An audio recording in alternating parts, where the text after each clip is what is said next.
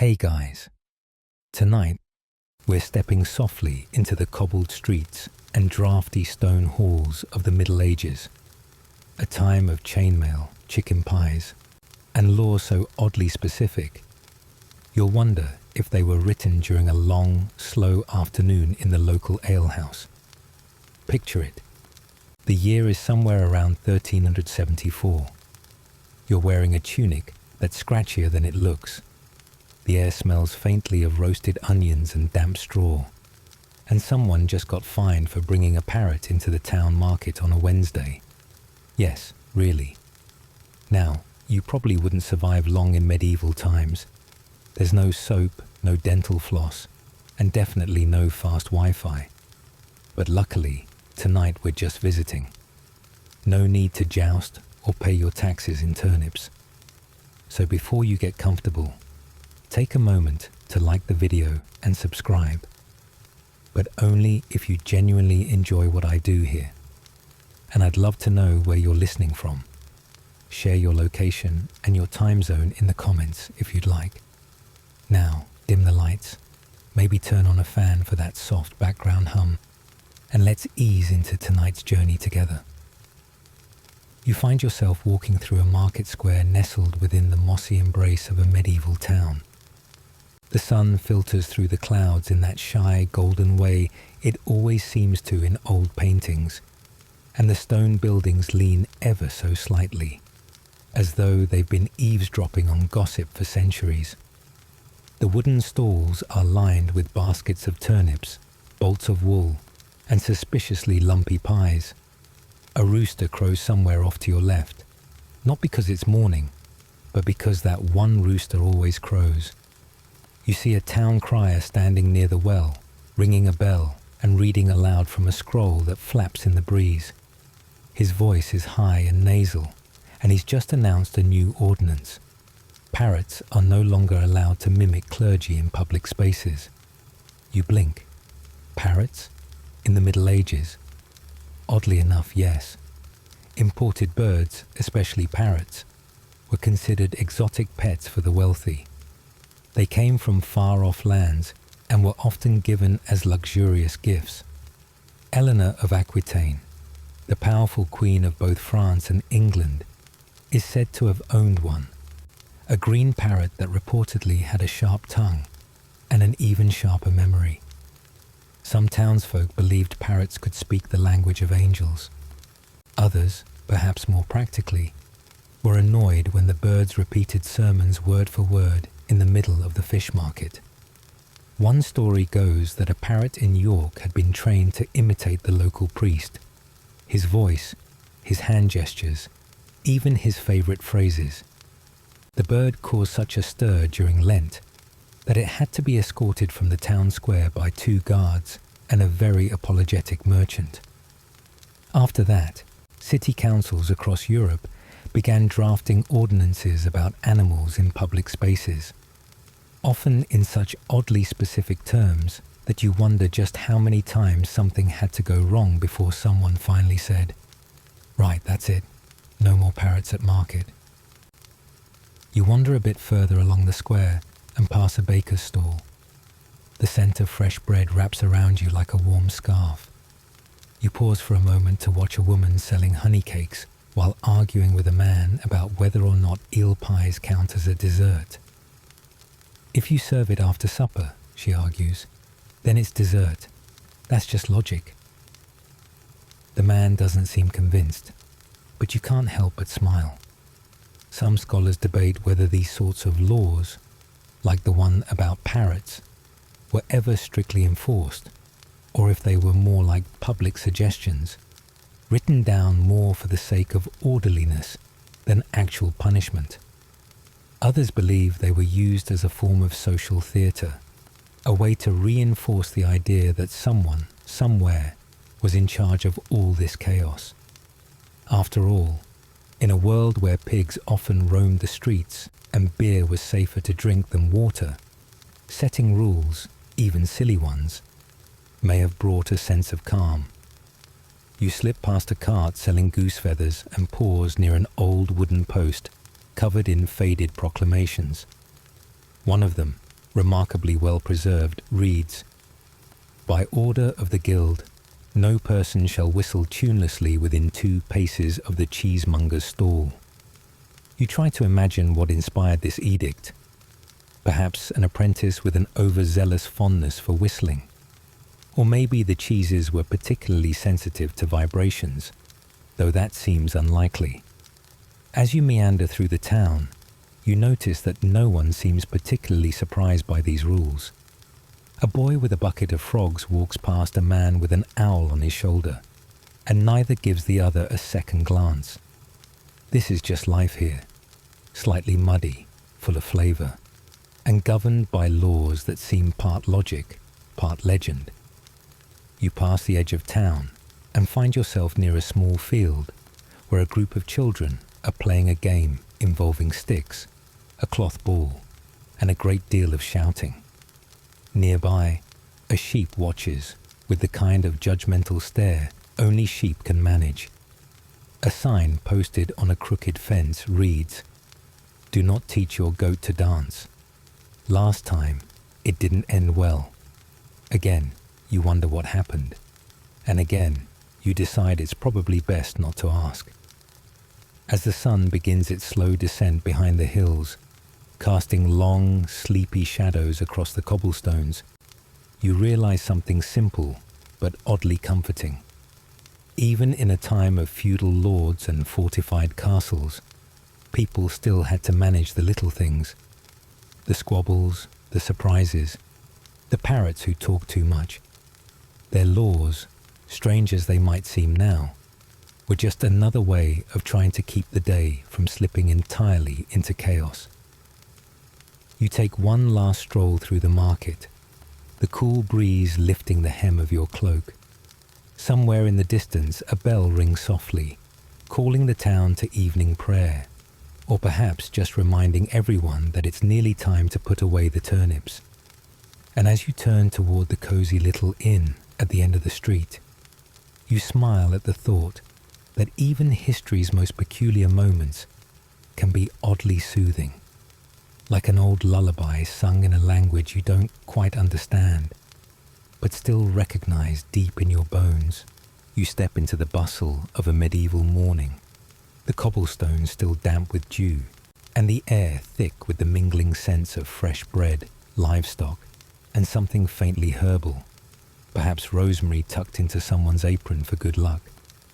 The market square opens up before you like a woven tapestry come to life, threads of daily life pulling tight around baskets of apples, bolts of wool, and the occasional squawking parrot perched on a merchant's shoulder. Yes, a parrot. Bright as a stained glass window, and twice as chatty, it cocks its head at you and shrieks something that might be "buy turnips," or might just be parrot gibberish. In the Middle Ages, parrots weren't exactly common, but they weren't unknown either. Wealthy traders returning from the East sometimes brought them as exotic gifts, or, more accurately, as fashionable, feathered status symbols. In some towns, their presence in a market was seen as a sign of prosperity. In others, it was a problem. You pass a baker's stall where loaves are lined up like sleepy little pillows, their golden crust still cracking from the oven's heat. The baker nods to you, flour in her eyebrows and a smile tucked into her cheeks. You ask about the parrot, and she chuckles, saying the town council once tried to ban them from market days, claiming they disrupted the peace and, curiously, encouraged haggling. Apparently, one bird had learned to mimic the phrase "too expensive" and caused a week-long price war over onions. The law didn't last, of course. Parrots, it turns out, are hard to cross-examine and even harder to evict. As you move past the stalls, you notice how centralized everything feels. The market isn't just a place for buying and selling. It's the heart of the town's rhythm. Children chase chickens between the legs of gossiping washerwomen. A monk inspects a wheel of cheese as if it might contain divine wisdom. A barber surgeon sets up his tools with theatrical flair, hoping to attract both customers and credibility. The market bell rings, a low, echoing clang that signals the official start of trading. It's a legal matter, that bell. In many towns, no commercial transaction could begin until it sounded. Some historians believe this had less to do with fairness and more to do with controlling chaos. Others argue it was part of a broader effort to impose structure on a society that, despite appearances, was teeming with improvisation. Either way, the bell rings and the market breathes deeper. You pause at a stall selling spices, the air clouded with cinnamon, cloves, and a hint of saffron so faint it's like catching the memory of a summer day.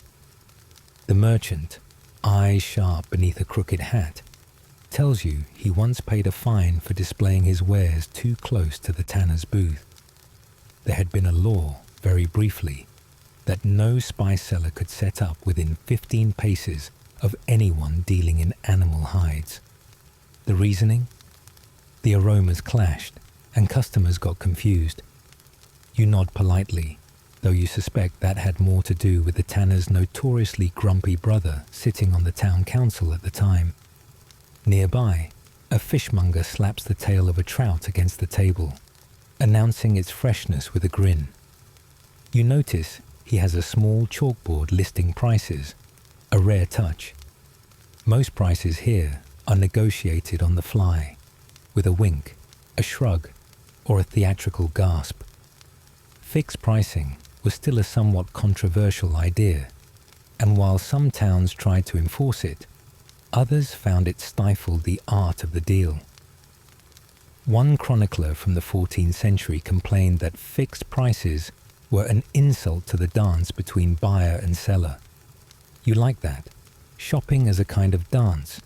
Each step a little give, a little take. A group of musicians begins to play near the fountain. Their instruments, a curious mixture of pipes, strings, and something that looks suspiciously like a cheese grater. The tune is cheerful, though no one seems entirely sure what it's supposed to be. Music in the marketplace was common, though not always welcomed. Some lords feared it would distract from business, or worse, encourage idleness. Still, people hum along, tapping their feet and pretending not to notice they're doing it.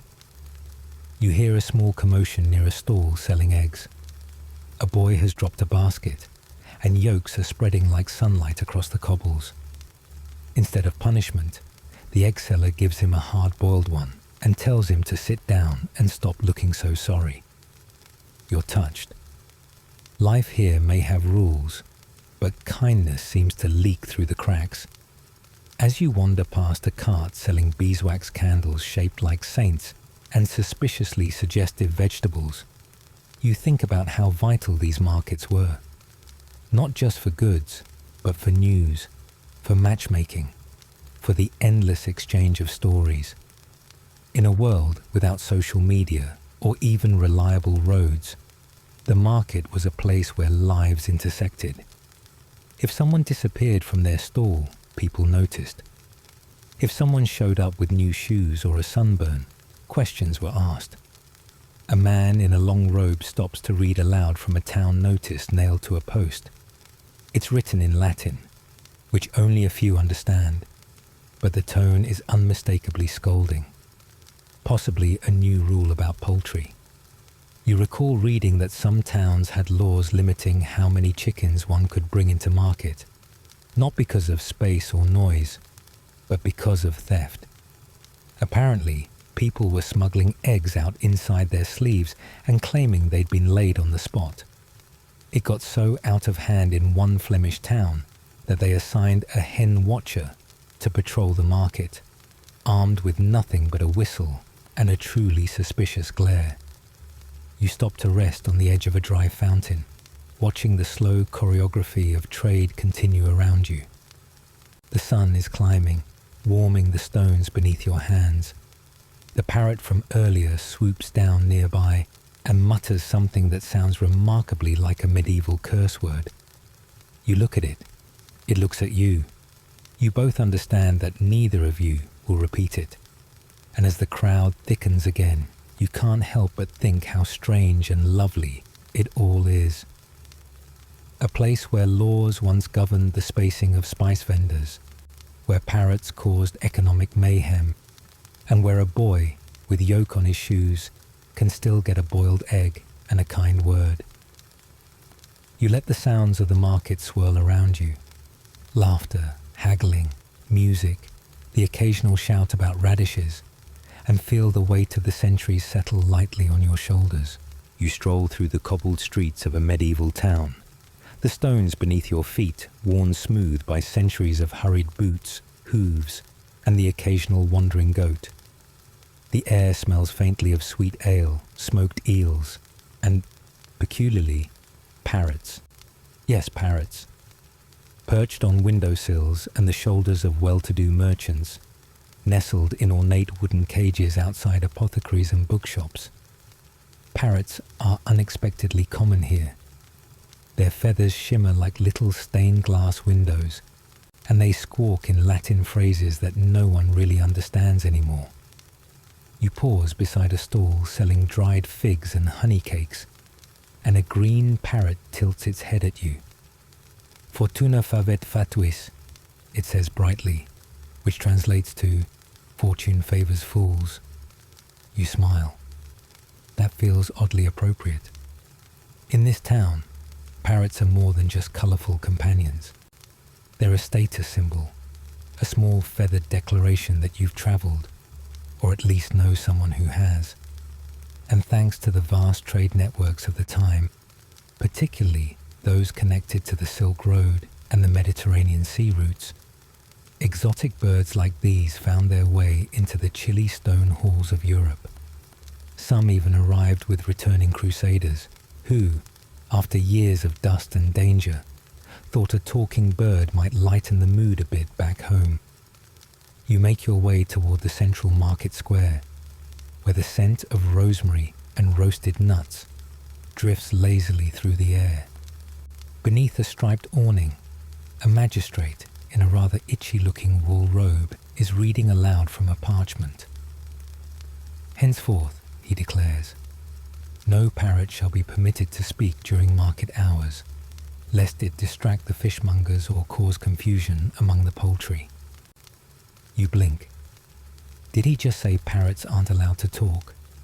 Indeed, during certain periods in medieval Europe, particularly in bustling market towns, local councils actually passed laws about parrots. Some of these laws were designed to prevent theft. After all, a parrot that shouted "thief" at the wrong moment could cause quite the kerfuffle. Others were meant to maintain order. If a parrot could mimic a town crier or shout misleading prices, well, the whole market could descend into chaos. And given the importance of these markets to daily life and trade, no one wanted a bird messing things up. Still, you can't help but chuckle at the idea of a parrot impersonating a tax collector or announcing fake sales on turnips. As you wander deeper into the square, past the candle maker and the woman selling ribbons dyed with crushed beetles, you notice a small gathering near a fountain. A young boy is teaching his parrot to recite the Lord's Prayer in Old French, and the bird is doing a commendable job, though it insists on ending each line with a loud raspberry. The townspeople seem charmed, but a nearby monk mutters something about heresy and bird brains. You overhear someone whisper that, in the court of Frederick II, the Holy Roman Emperor, parrots were kept not just as pets, but as part of diplomatic gifts. It's said that Frederick, an emperor known for his love of science, language, and the occasional falcon, once gifted a parrot to a visiting sultan. Whether the bird was trained to say polite greetings or just squawk impolitely remains a mystery. Some historians argue that these birds, with their uncanny ability to mimic human speech, were seen as marvels, almost magical. Others suggest they were merely novelties, brought from distant lands to amuse the nobility and show off one's wealth. Either way, it's clear they left an impression, both on the courts of kings and the laws of the land. You sit for a moment on a low stone wall, watching a parrot nibble a piece of apple from a merchant's hand. The bird gives you a sidelong glance and says, "Nice tunic." You smile again. It's not your best tunic, but compliments are rare in medieval markets. A man nearby complains that his parrot has taken to imitating his wife's voice, which has led to several awkward misunderstandings. Another says he trained his bird to recite prices, only to have it start offering discounts without permission. Yet another swears his parrot can predict the weather, though it mostly just says rain, whether the sky is sunny or not. You imagine the town council, huddled in a cold stone chamber, earnestly debating the implications of a bird that can shout fire or free bread at will. The laws they craft are oddly specific: prohibitions against parrots in courtrooms, restrictions on their placement near spice stalls, and even one puzzling rule that forbids parrots from wearing bells. Apparently, jingly parrots were deemed too distracting for serious commerce. You walk on, past a shop selling pilgrim badges and tin charms, and you wonder what it must have been like to live in a world where the arrival of a bird from the east could stir such fascination and a little bureaucratic anxiety. In a time when most people never travelled more than a few miles from home, a creature that spoke in tongues and wore a plume of emerald and scarlet must have seemed like a whisper from another world. As the bells of the abbey begin to chime the hour, the market starts to quiet. Parrots are gently covered with cloths to encourage silence, and vendors pack up their wares. You pass one last parrot perched beside a sleepy cheesemonger. It yawns, stretches its wings, and mumbles, "Good night, you old turnip," before tucking its head beneath its wing. You chuckle, and for a moment, you wonder if you've walked into a dream. But no, just a medieval town, where parrots chatter, markets bustle, and laws are made for the most unexpected of citizens. You stroll through the cobbled lanes of a sleepy medieval town, the kind that smells faintly of warm bread, wood smoke, and maybe a little too much livestock. It's late afternoon, and the market square is winding down. Stalls are closing, baskets of wilted herbs are being packed away, and a goose with a limp waddles purposefully as if on an important errand. You pause near a wooden signpost bearing faded symbols, one of which, curiously, is a small bird with an X drawn over it. You wonder about the bird. A parrot, maybe. It does look like a parrot. But why would someone go to the trouble of banning parrots from a marketplace? You drift toward the center of the square, where a statue of an old merchant stands, one hand raised as if in mid-haggle. According to a rusted plaque at its base, this is Master Aldrich of Wensley, known for his efforts to keep the market orderly and free from chatter. You tilt your head. Free from chatter? In a market? That's when it hits you. Parrots. Of course. Back in the 13th century, during the reign of King Henry III, parrots were considered exotic luxuries, status symbols for the wealthy, not much different from owning a peacock or a particularly judgmental cat. But in some towns, they became a bit too popular. Traders began bringing them into markets, not to sell per se, but to attract attention. The birds would squawk prices, mimic insults, and occasionally shout phrases they'd overheard in private homes, some of which weren't exactly flattering to the local clergy. You pass a shuttered stall where, legend has it, a green-feathered parrot once caused a minor scandal by repeating the phrase, "Father Bertram's wig is fake," in perfect Latin. The story goes that the bird belonged to a spice merchant who swore the parrot had picked it up from an apprentice with a loose tongue. Regardless, the town council was not amused. So in response to the growing menace of gossiping birds and their uncanny ability to mimic the mare's snoring, certain towns passed laws forbidding the sale, or even the presence of parrots in public markets. Some scholars believe the laws were more about controlling the chaos of noisy distractions than about the parrots themselves. Others argue it was a question of class, keeping rare and expensive pets out of common places, away from ordinary folk who might be tempted to dream above their station. You pass another stall, this one still open, where a sleepy-looking vendor is selling turnips and small jars of pickled eggs. He gives you a nod and gestures at a perch above his stall. It's empty now, but you can just imagine a time when a brightly coloured parrot sat there, calling out, "3 turnips for a halfpenny, and your waistcoat's too tight."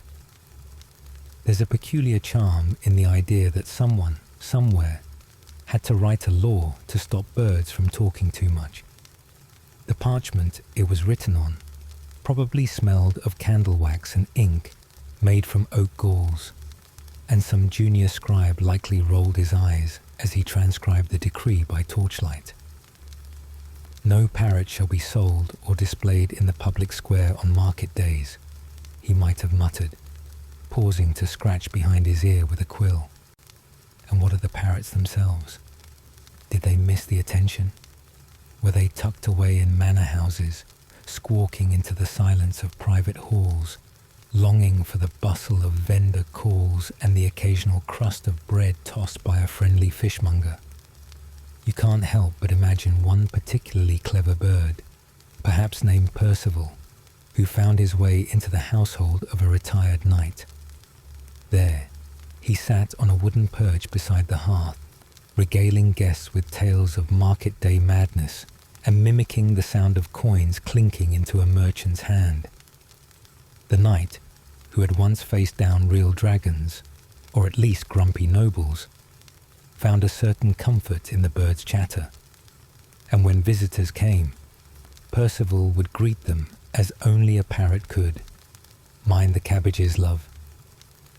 As you walk past the fountain at the edge of the square, you notice a carving of a bird nestled among the stone grapes and ivy. It's subtle, easy to miss. But once you see it, you can't unsee it. A cheeky nod, perhaps, from the stonemason who thought the law a bit silly. After all, what's a little noise between neighbours? In truth, the medieval world was full of laws like these, odd little rules that reflected the quirks and anxieties of the time. Some were born of genuine need, others of petty grievances or overzealous officials trying to impose order on a world that rarely cooperated. Parrots were just one casualty in the long tradition of trying to keep things tidy. But their voices, it seems, echoed longer than anyone expected. You keep walking, the stones beneath your feet warm from the day's sun, your thoughts drifting like feathers on a breeze. The market is mostly quiet now, save for the soft creak of wooden signs and the occasional clink of a coin changing hands. Somewhere above, in the eaves of a tavern roof, you think you hear a faint squawk, just once, like a memory. You smile, imagining the ghost of a parrot still whispering secrets into the dusk. You wander slowly through the cobbled alleys of a medieval town, where the stones underfoot are worn smooth by centuries of sandal, boot, and hoof. The air is cool and carries the faintest scent of thyme and old wood smoke, with a whisper of roasted chestnuts from a nearby stall. It's early evening, and shutters creak closed one by one, while the last of the market folk begin packing up their wares, baskets of apples, bolts of wool, and for some reason, a rather suspicious number of turnips. You pause at a stall where a parrot perches on a crooked stick, eyeing you with the kind of suspicion usually reserved for tax collectors and cats. The bird squawks something unintelligible, then fluffs its feathers with exaggerated flair. You smile, wondering why such a creature would be at a market stall at all. But in the Middle Ages, parrots were more than exotic pets. They were symbols of wealth, mystery, and in some circles, unsettling powers. You see, in certain towns, laws were passed to keep parrots out of public markets entirely. Not because the birds were noisy, though they absolutely were, or because they occasionally stole bread rolls, though they definitely did, but because of a deeper, stranger fear. You pass under an archway where ivy dangles like lazy green tassels, and you remember hearing about a law from 14th century France that banned parrots from market areas during church hours. The reasoning? Some believed the birds could mimic sacred words in irreverent ways. A parrot repeating bits of the Lord's Prayer while perched next to a fishmonger could be seen as blasphemous, or worse, as a sign of demonic influence. It was the age of omens after all. A sneeze during Mass might be cause for alarm, let alone a feathered mimic quoting scripture.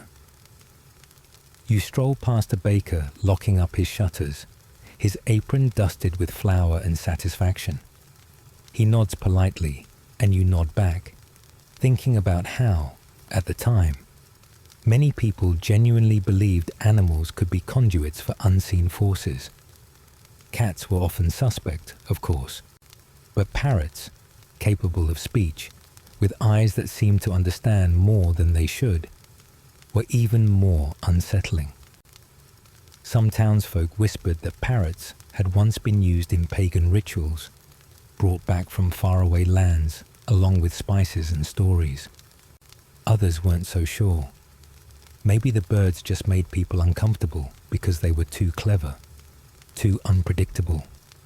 You stop at a mossy fountain where candlelight from surrounding windows flickers across the water's surface.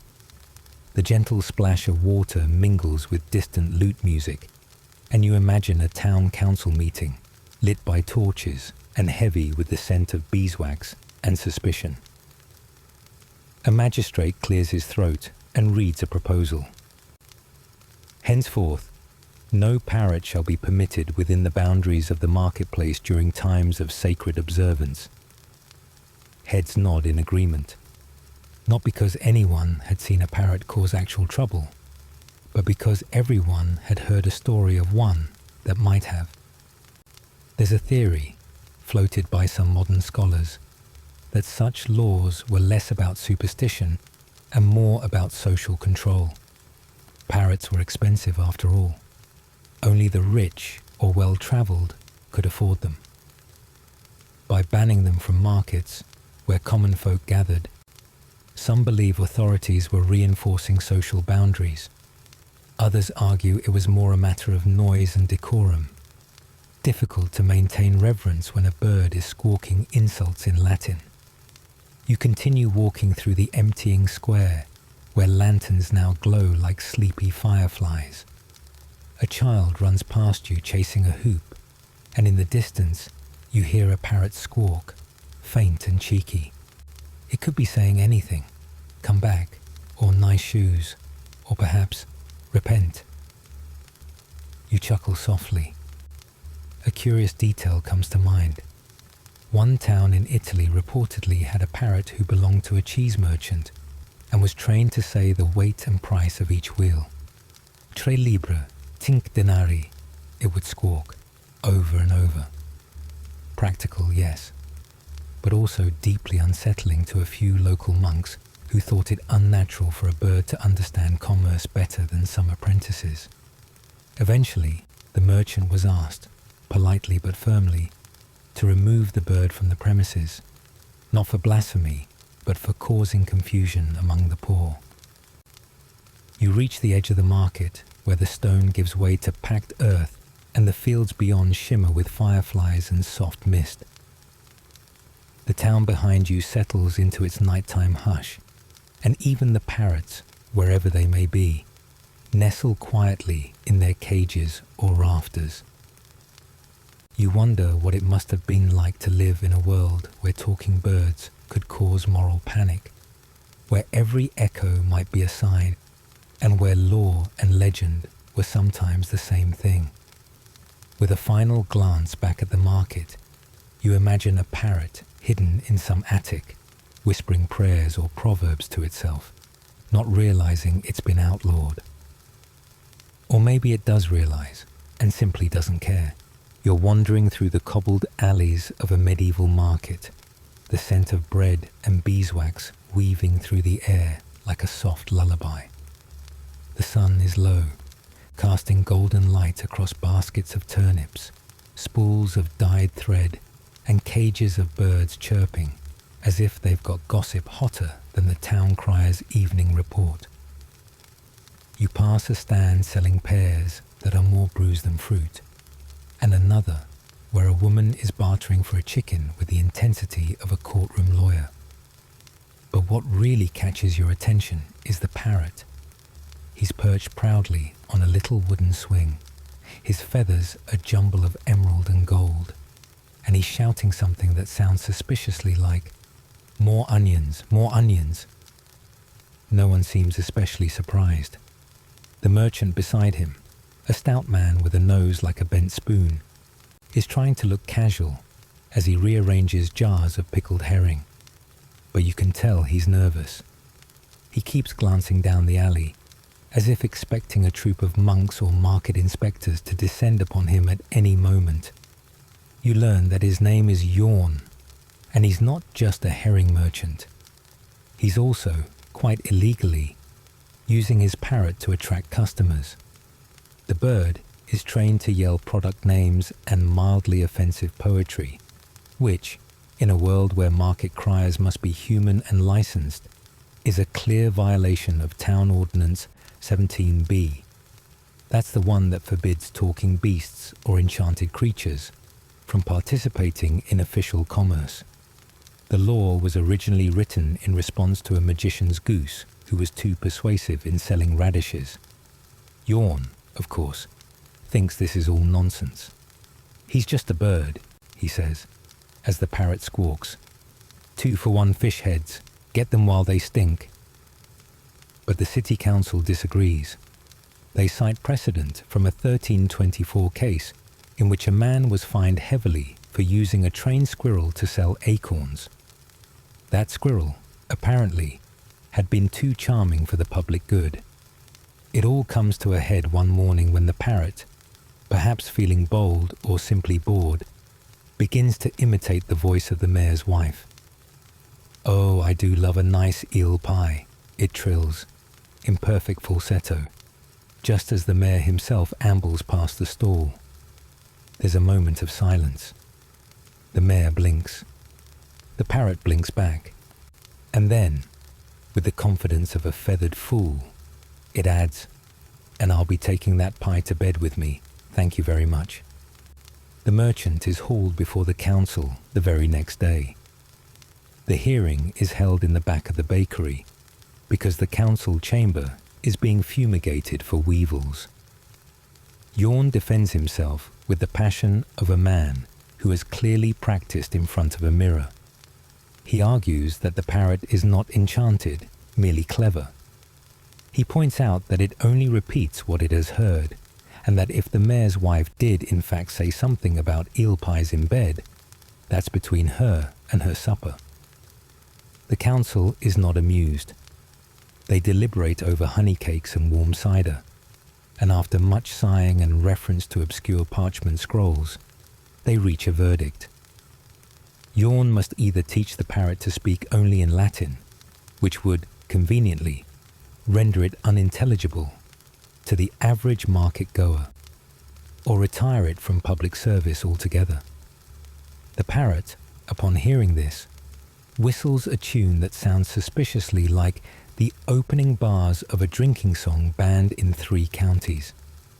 Now, some scholars believe that these medieval animal regulations were less about keeping markets orderly and more about clamping down on competition. After all, a bird that can sell fish better than your nephew is a threat to the family business. Others suggest it was part of a broader fear of creatures that blurred the line between the natural and the magical, especially in a time when saints were said to preach to birds and cats were occasionally tried for witchcraft. Yawn, for his part, chooses a third option. He retires the parrot from sales but doesn't give up entirely. Instead, he opens a listening booth at the edge of town, where for a small fee, people can come and hear the parrot repeat whatever juicy gossip it's picked up. Business booms, people bring crumbs and secrets, and the parrot, now a feathery oracle, becomes more popular than the town's actual priest. Eventually, the council softens. They decide that while parrots shouldn't be allowed to sell herring, they can serve as cultural entertainers, provided they pay a modest tax and don't impersonate public officials. Yawn is delighted. He pays the tax in pickled onions and moves his booth next to the bakery. The parrot, now wearing a tiny velvet hat and answering only to the name Sir Feathers, lives out his days as a beloved local personality. He never learns Latin, despite multiple attempts, and continues to mispronounce the word radish in a way that makes children giggle and old women clutch their pearls. And you, still walking through the soft clamour of that marketplace, feel a kind of quiet joy at how even the oddest laws and the silliest birds can shape history in their own peculiar way. The sun slips lower and the shadows grow longer, stretching out like lazy cats across the cobblestones. Somewhere, a lute begins to play. You pass a stand selling honey cakes shaped like hedgehogs, and for a moment, all is well in this strange little corner of the medieval world. You find yourself drifting through the cobbled lanes of a medieval market square, the kind that smells faintly of roasted chestnuts, damp wool, and overly ambitious cheeses. Stalls lean against one another like tired dancers, their canvas tops rippling gently in the breeze. A goose wanders by with the swagger of someone who owns property, and somewhere nearby, a lute is being played with more enthusiasm than accuracy. You walk slowly, your footsteps quiet on the worn stones, as if not to wake the sentries tucked between each creak of the wooden carts. A few feet away, beneath a faded green awning, a rather stern merchant is gesturing toward a small wooden box filled with what might be the most colourful feathers you've ever seen. Crimson, emerald, gold, each one seeming to shimmer with stories. They look like they've been plucked from the dreams of birds too fabulous to exist. But here's the odd thing. No one is buying them. In fact, people seem to be pretending the feathers aren't even there. You edge closer, curiosity gently nudging you forward. The merchant notices, eyes narrowing with a mixture of suspicion and boredom. "Royal feathers," he says with a gravelly sigh. "Parrot. Macaw mostly. And no, you can't buy 'em. Against the law." He scratches his beard, which appears to be mostly composed of crumbs and opinions. You blink. Against the law. He nods solemnly, as though you've just asked whether the sky is blue or whether ducks quack. Oh, aye. Been that way since the late 1300s, far as anyone remembers. Only the royal family, or those with a royal seal, can wear parrot feathers.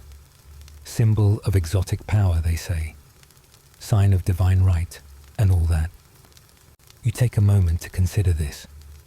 The law, apparently, wasn't just about status. Parrots, at the time, were rare and expensive, brought back from faraway colonies or gifted by traders who'd seen the sun rise over jungles and thought, yes, this bird that can mimic my mother-in-law should definitely be on a ship for 3 weeks. Owning a parrot feather was like wearing a slice of the unknown world. It whispered of exploration, of gold, and of the kind of luxury that says, I don't chop my own turnips.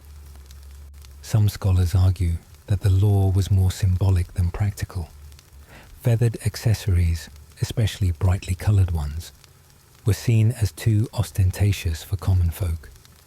Others believe it was a way for the monarchy to maintain control over anything that might inspire awe or envy.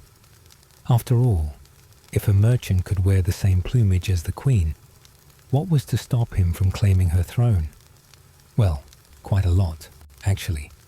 But the feathers would give him a good start in the wardrobe department. There's even an old tale, though its authenticity is hotly debated, about a tailor in York who stitched a single parrot feather into the lining of a noblewoman's cloak.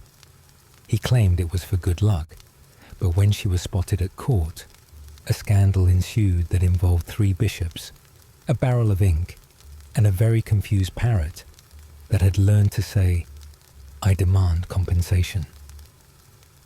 The merchant in front of you sighs again, as if the weight of this obscure law sits heavily on his shoulders.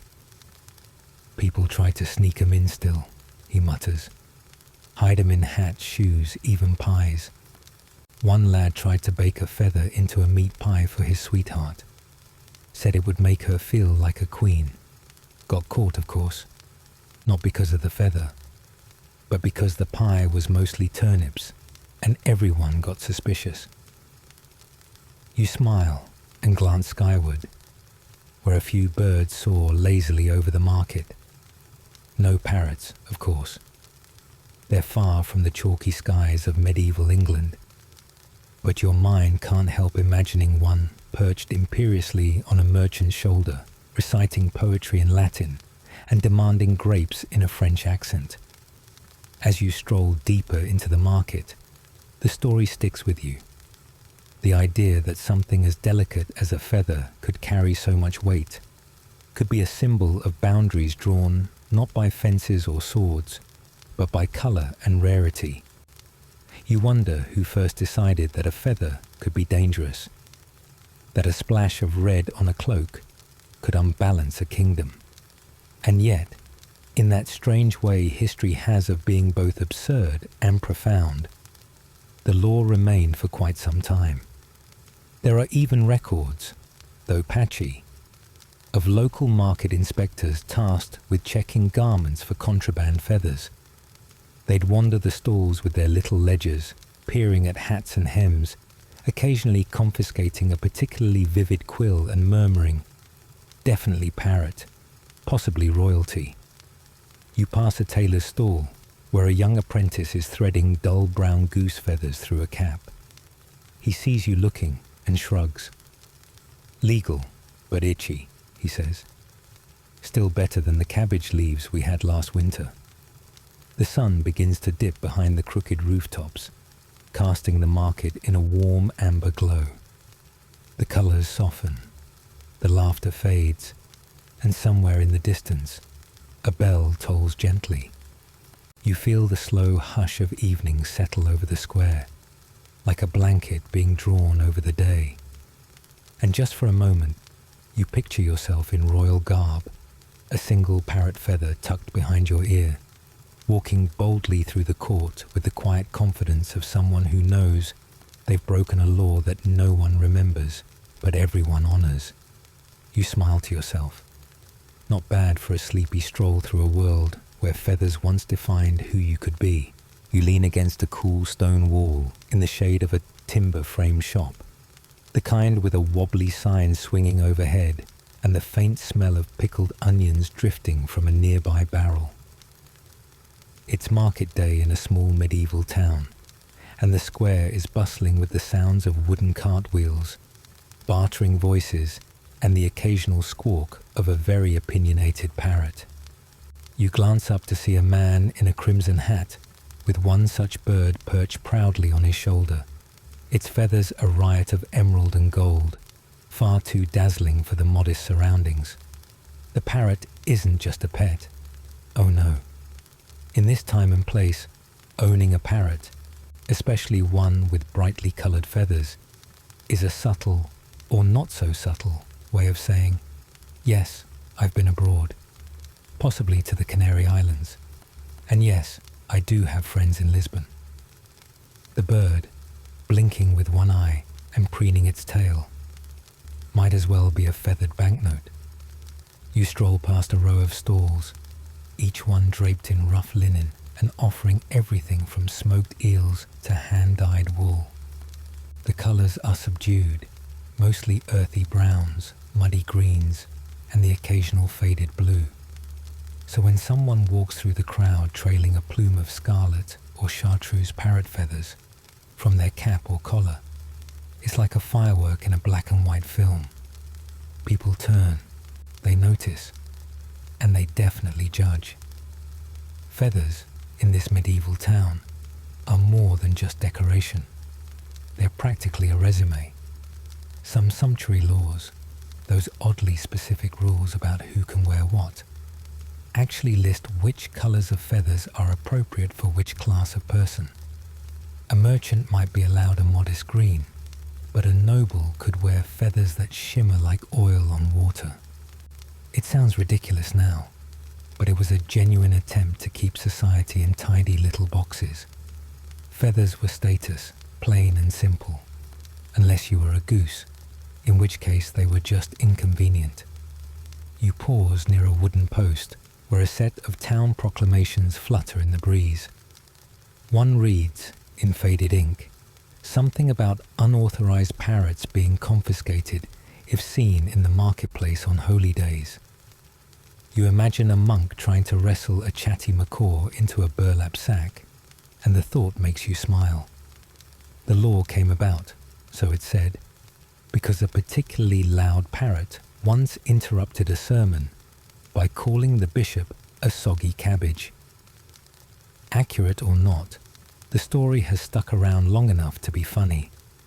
Some scholars think the obsession with parrot feathers had less to do with fashion and more to do with trade.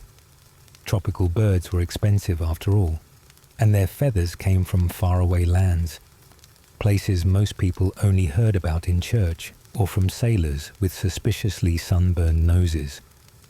To wear a parrot feather was to carry a whisper of the exotic, a little spark from lands with mango trees and spices that smelled like dreams. Others argue it was all about mimicry. Parrots could imitate human speech, and that made them both delightful and dangerous. A bird that could talk might also gossip after all. You continue through the market, passing a woman selling ribbons next to a boy with a basket of live frogs. Above them, a window creaks open and a man leans out, adjusting a velvet plume in his cap with great care. It's a turquoise feather, possibly dyed, but convincing enough to raise an eyebrow or two. He glances down, clearly hoping to be seen. You wonder if he knows that in some towns, wearing a feather you hadn't earned could result in a fine, or worse, a very embarrassing public lecture from the town crier. There's a gentle absurdity to it all. The idea that something as light and silly as a feather could carry so much weight.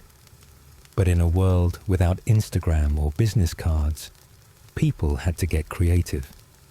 A feather wasn't just an accessory. It was a signal, a story, a little bit of theatre clipped to a hat. And when you think about it, it still kind of is. What are fashion trends if not our modern-day feathers? Less likely to squawk, perhaps, but not always less flamboyant. You find yourself in front of a small stall selling inks and quills. Not the fancy writing kind, but plumes that look suspiciously like they came from the tail of something that once lived in a jungle. The vendor, a wiry woman with a mischievous grin, assures you that each feather is ethically sourced, though considering the time period, that could mean anything from fell off naturally to found it in the bishop's garden.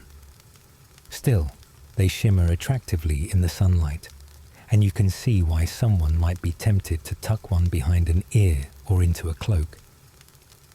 As afternoon drifts lazily toward evening, you watch the marketplace quiet down. The parrots are being led away, some in cages, others clinging to their owners' shoulders like disgruntled feathered royalty. One particularly plump bird refuses to budge and squawks something that sounds remarkably like "not on a Tuesday." Its owner sighs and bribes it with a fig. You lean back against the wall again, letting your eyes follow a ribbon of smoke curling up from a chimney nearby. Somewhere in the distance, a lute begins to play a sleepy tune. You wonder if anyone ever wrote a love poem inspired by parrot feathers. It seems likely. People in every era have found ways to romanticize the strange. And really, what's more romantic than a bird who might recite your poetry back to you, albeit in a voice that sounds suspiciously like your neighbor's? You close your eyes for a moment, listening to the gentle clatter of shutters being drawn and the last echo of footsteps across the cobblestones. The marketplace has tucked itself in for the night, and the parrots, hopefully, have too. You wake up before the sun, as usual, the slanted wooden beams of your cottage ceiling creaking softly above you. There's a smell of barley and damp wool that clings to everything, your blanket, your tunic, even your hair, and it reminds you that today is market day in the village. You stretch, yawn, and mutter something about hoping the baker hasn't burned the rye again. You're not a noble, not a knight, not even a minor guildsman. You're a commoner, a decent one, and that's always been perfectly fine with you, until last week. Because last week, you found a feather. Not just any feather, a parrot feather. Bright green, with a shimmer of turquoise at the tip. You didn't even know parrots could shimmer. But there it was, lying in the straw outside the apothecary's stall, like it had fallen out of someone's dream. You picked it up, turned it over in your fingers, and tucked it behind your ear, not thinking too much about it. A feather is a feather, right? Wrong. Apparently, in your fair and slightly absurd medieval village, parrot feathers are reserved for the nobility. Exotic birds were something of a status symbol back then, owned only by the wealthiest, most travelled lords and ladies. Some scholars believe that parrots were brought back by crusaders from the east. Their squawking and bright plumes are kind of living proof that someone had indeed been somewhere interesting. Others argue that parrots were more often gifts between courts, a sort of feathery diplomacy. Either way, your village has a law, probably written during a particularly long and boring winter council meeting, that commoners may not display parrot plumage in public, lest they confuse the social order. You didn't know that, of course. You just thought it looked nice. So there you were, feather tucked behind your ear, strolling into the market like you'd just invented colour. People stared. At first, you thought it was admiration. A few children pointed. One old woman gasped and dropped her onion. Then the bead seller, who always smells faintly of goat, leaned over his stall and whispered, "You can't wear that." "Why not?" you asked, still adjusting it with the pride of a man who's finally found his colour season. "Because it's parrot," he hissed, "and you're not a duke." You laugh now, thinking of how absurd that moment was, like you could ever pass for a duke. You have precisely one tunic, and it's got a patch on the patch. But rules are rules, and this one is apparently enforced by the local reeve, who takes himself very seriously. He once fined a man for humming too loud by the church bells. So you tried to take the feather off, you really did. But then something happened. A pigeon landed on the edge of the bread cart, looked you dead in the eye, and cooed in what you're fairly certain was a tone of solidarity. You took it as a sign. You left the feather on. By mid-morning, the reeve found you. He was already red in the face, which you like to think is just how he is, but might also have had something to do with the fact that you were, in his words, parading around like a tropical disgrace. He asked you to remove the feather. You offered to tuck it into your belt instead. He didn't appreciate the compromise. A small crowd gathered, as they often do when drama meets pastry. The baker offered to hide you in the flour sacks, but you declined. You had principles now. You were the parrot feather commoner, and that had a certain ring to it. You were fined, of course. 2 copper pieces and a formal apology written in ink, made from mashed elderberries. You spelled reeve wrong on purpose. It felt like a small, feathered victory. Later that week, you heard a rumor that the law about parrot feathers had been written after a noble's parrot escaped and was found weeks later living comfortably in the rafters of the butcher's shop, having befriended a family of sparrows. The noble, unable to retrieve the parrot due to its new allegiance, declared the bird tainted by common air and demanded a law to prevent such mingling of class and beak. Whether that's true, no one knows. But it does make you wonder how many laws are written to soothe bruised egos rather than protect actual order. You still have the feather.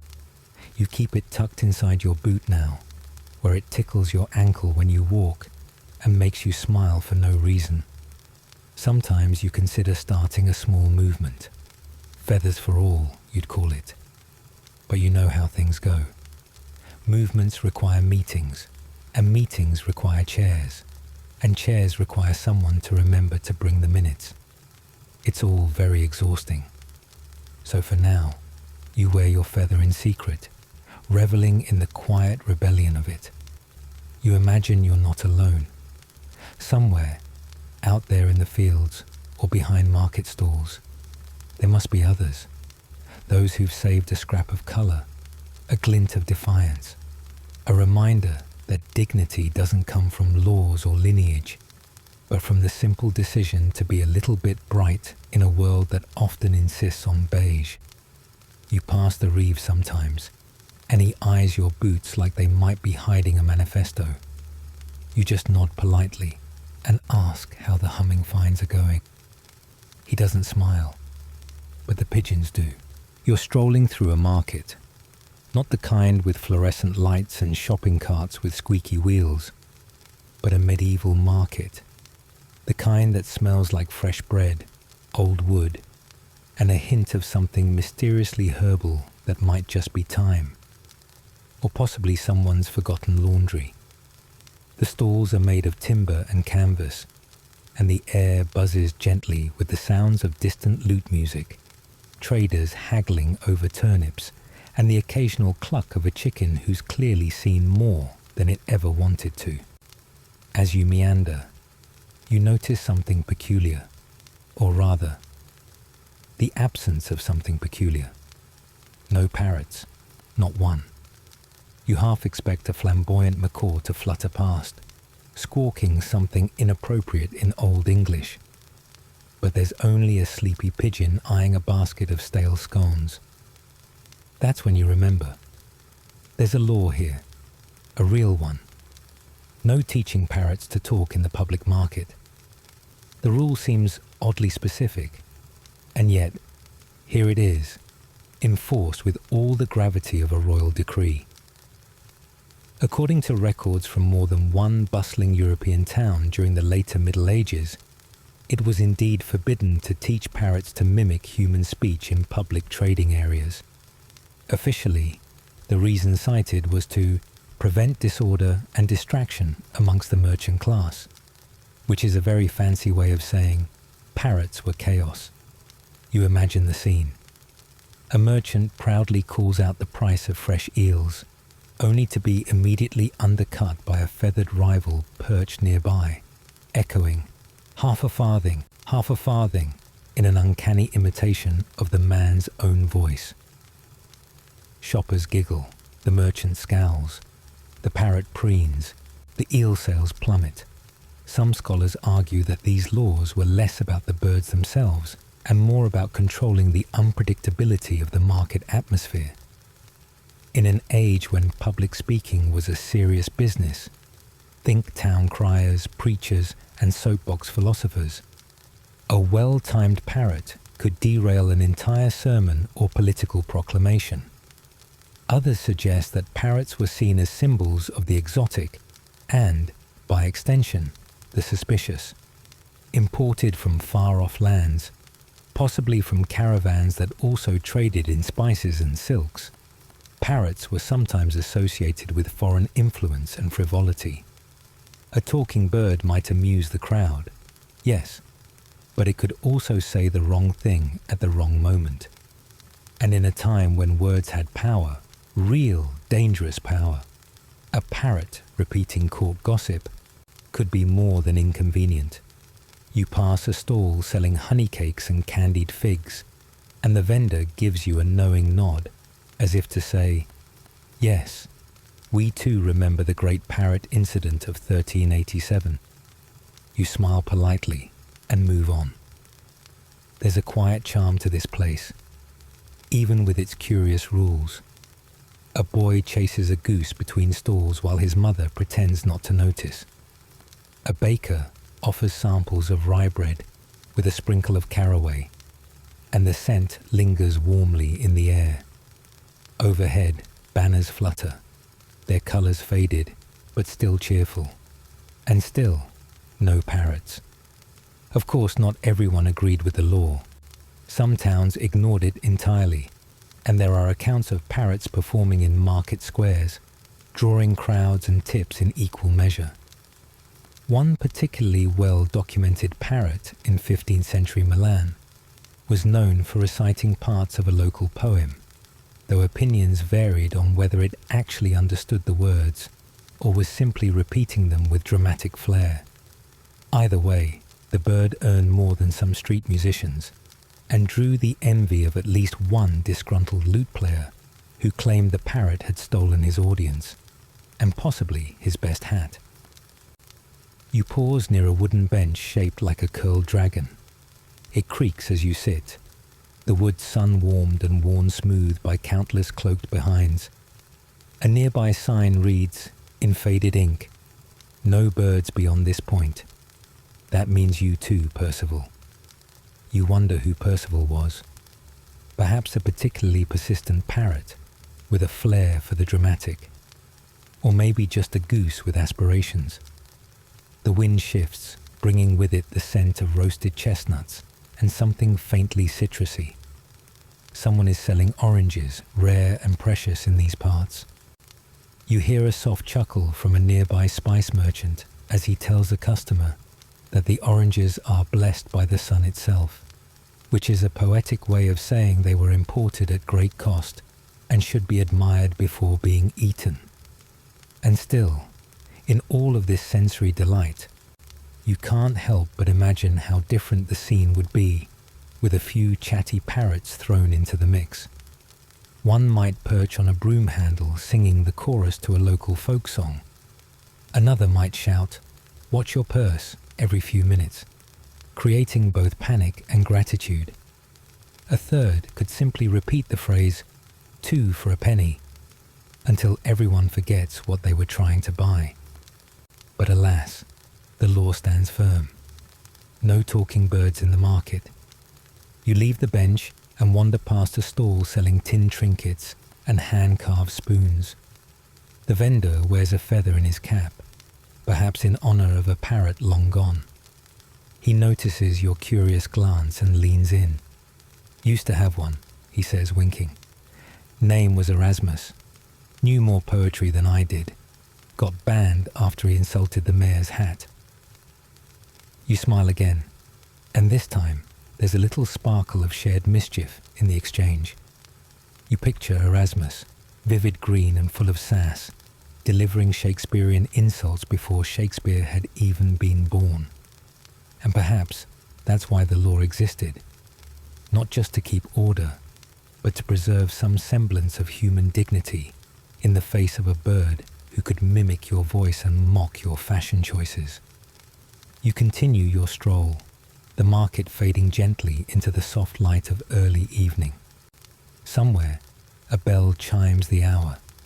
A dog barks, not at a parrot, but at a runaway onion cart. The rhythm of life continues, gently strange and strangely gentle. And as you walk, You carry with you the image of Erasmus, the outlaw parrot, perched proudly on a merchant's stall, reciting medieval limericks and making the townsfolk laugh until they forgot what they'd come to buy.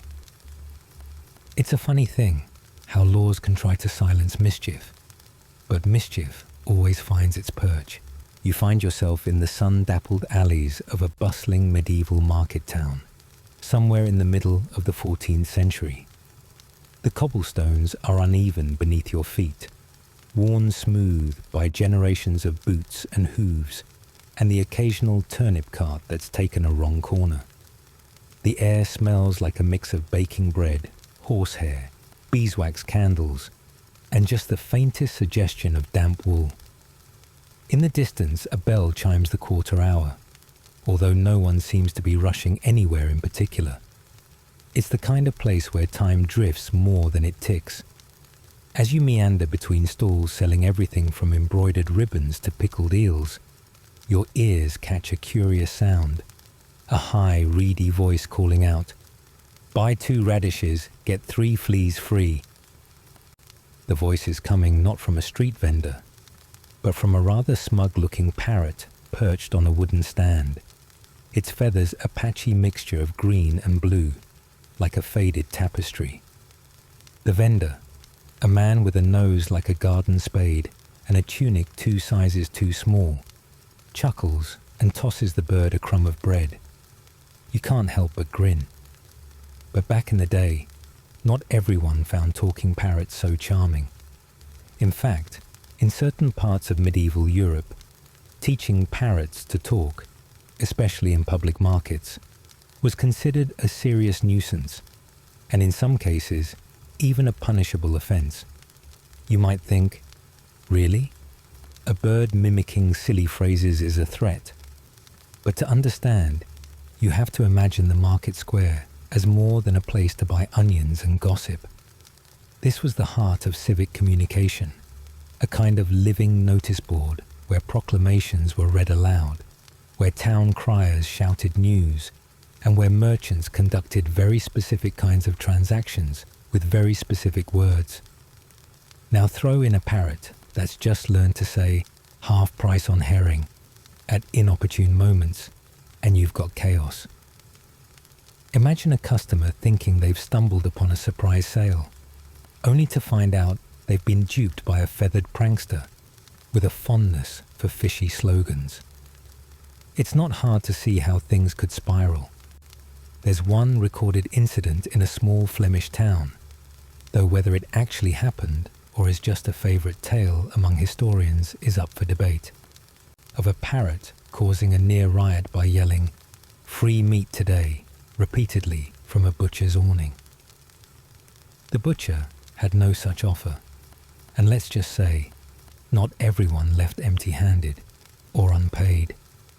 Some scholars speculate that the concern wasn't just about mischief, but about authority.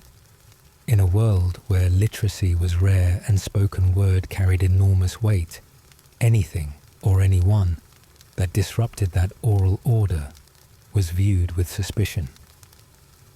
A parrot's mimicry could blur the line between what was officially sanctioned and what was mockery. If a bird could repeat the king's decree, what stopped it from adding its own commentary? Or worse, from being trained to say something subversive? It's not unlike how, centuries later, some radio stations were fined for playing novelty songs that sounded too much like news bulletins. The medium matters. And in medieval Europe, a talking parrot was, bizarrely, part of the medium. Adding to the concern was the belief that parrots, being exotic and expensive, were often owned by the very wealthy or the well-connected, people who had time and resources to teach birds to talk. So when a parrot squawked out something scandalous in a marketplace, it wasn't just a joke. It might be seen as a veiled insult from someone upstairs. There was even a brief moment in the late 1300s when a few towns issued specific decrees about unauthorized avian announcements, though the wording was, of course, much more Latin and far less amusing. You pause outside the bakery, where the scent of honeyed buns curls into your nose like a warm ribbon. A grey feathered parrot, clearly irregular, is perched near the window, softly repeating, "Best buns in Bruges, best buns in Bruges." The baker, a woman with flour-smudged cheeks and a laugh like falling flour sacks, gives the bird a knowing nod. "He's more honest than my husband," she says to no one in particular, and a few nearby customers chuckle. It wasn't all suspicion and scolding, of course. In quieter corners of the market, some parrots were beloved mascots. In fact, there's a curious little note in a 15th century merchant's journal from Avignon mentioning a parrot that recited excerpts from local poetry, albeit with the rhythm of someone who's never understood a single metaphor. The writer seemed torn between admiration and despair, noting, "The creature does more for verse than most scribes, though it knows not what it sings." But even those moments weren't enough to stop the occasional crackdown. Traders would be fined for bringing their parrots to market, especially if the birds had reputations for loose beaks. Some towns even required quieting cloaks for parrots, small hoods or covers meant to keep them calm and mute during trading hours. Whether these were genuinely effective or just a way to make the birds look like tiny, judgmental monks is anyone's guess. As you stroll past the fishmonger, a parrot perched on a nearby crate lets out a particularly enthusiastic, "Stinks less than yesterday." The fishmonger groans. "I only said that once," he mutters, shaking his head. It's clear the parrot has a memory like a trapdoor, always ready to spring open at the most inconvenient moment. Some believe these laws and restrictions reflected deeper anxieties about order, about class, about who got to speak and who didn't. Others insist it was just about keeping the marketplace a little less chaotic, a little more predictable. After all, in a world already full of noise, a bird yelling, "Tax collectors smell like turnips," might be the final straw. Still, you can't help but feel a fondness for these long-gone, feathered troublemakers. They were, in their own way, the jesters of the market square, mimicking, mocking, and muddling messages with delightfully inconvenient timing. And though you're certain you wouldn't want one shouting your secrets from a rooftop, there's something oddly comforting about the idea that even in the strict, rule-bound world of medieval trade, there was room, however briefly, for a parrot with a poetic soul and no sense of discretion. You take one last look at the market square as the sun begins to dip behind the tiled rooftops. Somewhere, a parrot calls out, "Time for tea and treacle," and though you suspect it's just repeating what it heard earlier, the timing is impeccable. You sit beneath the faded awning of an old medieval market stall, the kind with creaky wood and a canvas roof that flaps lazily in the breeze. The air carries the scent of dried herbs and warm bread, and somewhere nearby, a goat makes its opinion known in a bleat that sounds suspiciously like disapproval. Around you, the market bustles in that strangely sleepy way only medieval towns can. People moving about slowly, as if time itself is in no rush. You're here not for cheese or spices, or even a good story told over ale. No, you're here to meet a parrot. A rather extraordinary one, actually. His name is Thomas, though he prefers Tom, and he lives near the fishmonger's stall, where the smell is strongest and the gossip most pungent. Tom is a parrot of the African grey variety, supposedly brought to the town by a sailor who claimed to have once dined with a pirate queen, a detail he never explained, and which most people chose not to question. Now, in the 14th century, parrots were rare, expensive, and somewhat surprisingly, controversial. You see, There was a rather peculiar law passed in several towns across England that forbade parrots from speaking in public spaces, particularly in markets. The reasoning was murky, but it had something to do with merchants complaining that parrots mimicked their sales pitches and confused customers. Some say it was more about the church's discomfort with animals repeating sacred phrases.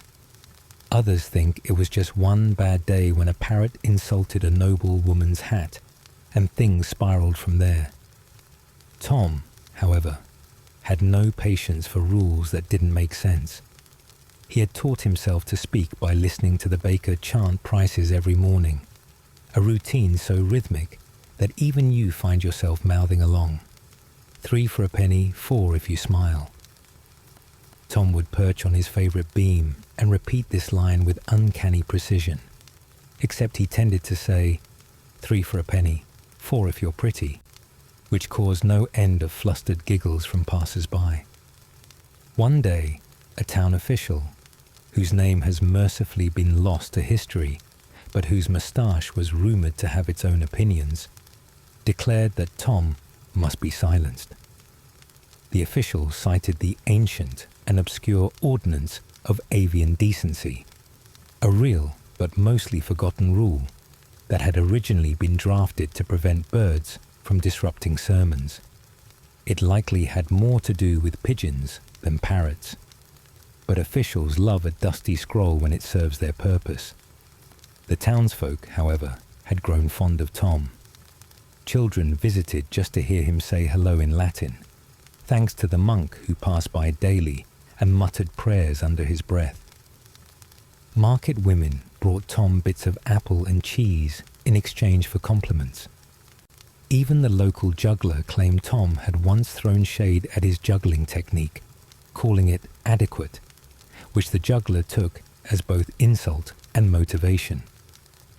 As word spread that Tom might be removed, or worse, muzzled with a tiny feathered hood, the town rallied. A small delegation approached the mayor, who had recently taken up beekeeping and was in a particularly mellow mood due to a successful honey harvest. They argued that Tom was not just a parrot, but a public treasure, a symbol of their market's liveliness. One woman even claimed Tom had saved her from purchasing spoiled cod by squawking "no" as she reached for it, though others suspect it was just a lucky coincidence. The mayor, wisely choosing honey over conflict, amended the law. Parrots could speak in public, so long as they refrained from political commentary and did not interrupt official proclamations. Tom, upon hearing the news, reportedly said, "Well, it's about time," though skeptics insist it was just an eerie coincidence. You watch him now, swaying gently on his perch, his feathers catching the late afternoon light. He mutters softly to himself, practicing new phrases like "lovely weather for ducks" and "don't trust the sausage man." The sausage vendor, to his credit, finds it hilarious, probably because he's the only one in the market who doesn't sell sausages. It's curious, isn't it, how even the smallest voices can stir up the biggest conversations.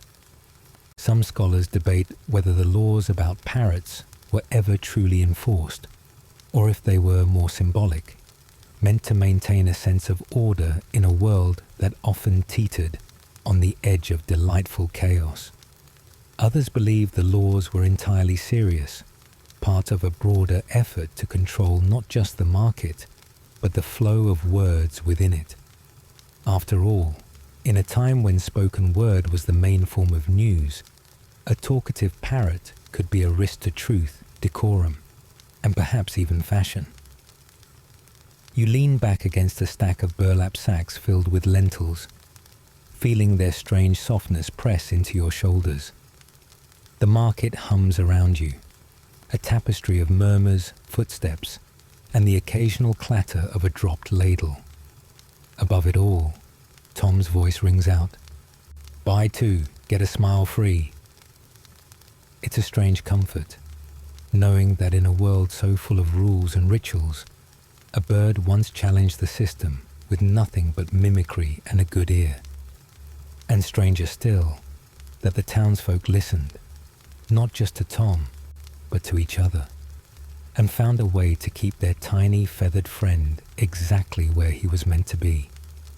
You smile, eyes closing for a moment, imagining the parrot court where Tom might have stood trial, perhaps defended by a goose in a powdered wig.